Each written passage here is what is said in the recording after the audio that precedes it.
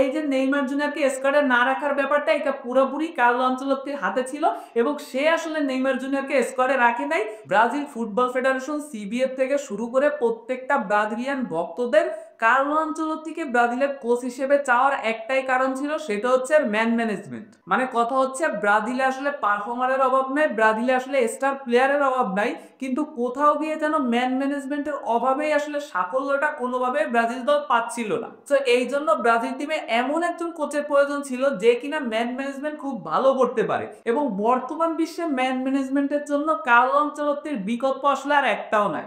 এবং Carlo Ancelotti যে খুব ভালো ম্যান ম্যানেজমেন্ট করতে পারে এইটা যেন দায়িত্ব নিয়ে একেবারে চোখে আঙুল দিয়ে দেখা দিল পুরো বিশ্বকে। দেখেন, কার্লো আনচেলত্তি ব্রাজিলের দায়িত্ব নিলেন এবং স্কোয়াডটা ঘোষণা করলেন। এই স্কোয়াডের মধ্যে কিছু চমক রাখলেন এবং সবচেয়ে বড় যে চমকটা ছিল সেটা নেইমার জুনিয়রকে স্কোয়াডের মধ্যে রাখলেন না। কিন্তু এই সেম কাজটা যদি ব্রাজিলের আগের কোনো কোচ কিংবা দরিবল জুনিয়র করতেন, নেইমার জুনিয়র শান্তশীল হয়ে সুস্থভাবে থেকে দুইটা ম্যাচ শেষ করার পরেও যদি নেইমার জুনিয়রকে ব্রাজিল ন্যাশনাল টিমে না ডাকা হতো, একটাবার চিন্তা করে দেখেন ব্রাজিলিয়ান সমর্থকরা কি এটাকে এত হালকাভাবে নিতেন?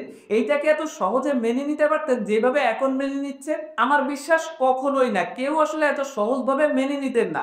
কিন্তু কোচ কার্লো আনচেলত্তি এমন ভাবে ব্যাপারটাকে ম্যানেজ করছে যেটার কারণে আসলে আমাদের মেনে নিতে বাধ্য হয়েছে এবং আমরা আসলে বাস্তবতাটা দেখতে পাচ্ছি। দেখেন, ব্রাজিল টিমটা হচ্ছে সর্বকালের সেরা একটা ফুটবল টিম। এই ফুটবল টিমটা কোনো একটা ব্যক্তির থেকে কখনোই ছোট না, কোনো একটা ইন্ডিভিজুয়াল প্লেয়ারের থেকে কখনোই ছোট নয়। সো নেইমার জুনিয়র বর্তমানে যে একটা ফিটনেসের মধ্যে দিয়ে যাচ্ছে, একেবারে 100% ফিট না, যদিও সে 100% ফিট হয়ে কখনোই আর খেলতে পারবে কিনা এটা নিয়ে সন্দেহ আছে, কিন্তু তারপরেও বর্তমান তার শারীরিক অবস্থা চিন্তা করে কার্লো আনচেলত্তির কাছে মনে হয়েছে ব্রাজিল এই টিমটাকে দেওয়ার জন্য নেইমার জুনিয়র এখনো পুরোপুরি প্রস্তুত না, এই জন্য তাকে স্কোয়াডে রাখে নাই। কার্লো আনচেলত্তি শুধুমাত্র নিজের সিদ্ধান্তটা, সে যে নেইমার জুনিয়রকে এবার স্কোয়াডে রাখতে পারতেছে না এই সিদ্ধান্তটাই নেইমার জুনিয়রকে জানাইছে এবং নেইমার জুনিয়র অবশ্যই সেটাকে সম্মান জানাইছে।